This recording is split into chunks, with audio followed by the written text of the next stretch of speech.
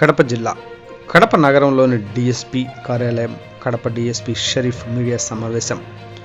ప్రజలు, నాయకుల సహకారంతో జిల్లాలో ఎన్నికలను ప్రశాంతంగా నిర్వహించాం. కౌంటింగ్కు నాయకులు సహకరించాలి. జూన్ 3వ తేదీ మధ్యాహ్నం నుంచి కడప జిల్లాలో ఇతర జిల్లాల వారు ఖాళీ చేయాలి. ఆర్టీసీ బస్సులను నగర శివారులో నడవడం జరుగుతుంది. జిల్లా మొత్తం 144 సెక్షన్ అమలులో ఉంటుంది. కౌంటింగ్ నేపథ్యంలో షాపులు మొత్తం బంద్ చేయడం జరుగుతుంది. ప్రజలందరూ సహకరించాలి.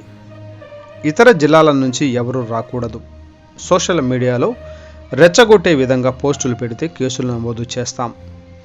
ఫంక్షన్ హాళ్లు, లాడ్జీలను పోలీసులు పర్మిషన్ లేకుండా ఎవరికీ ఇవ్వకూడదు. జిల్లా అధికారుల సూచనల మేరకు మద్యం షాపులకు సడలింపులు ఇవ్వడం జరుగుతుంది. జిల్లా కలెక్టర్ పర్మిషన్ లేకుండా ఇతర వ్యక్తులు రాకూడదు.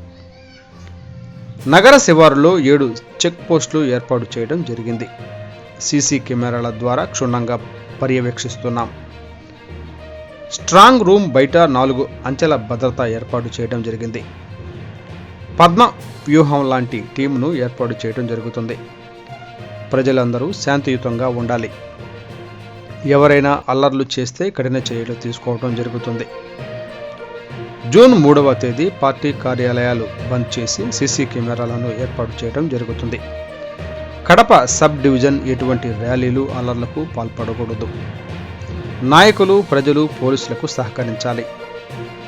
కడప సబ్ డివిజన్లో 4 మీద రౌడీ షీటర్లు నమోదు చేయడం జరిగింది.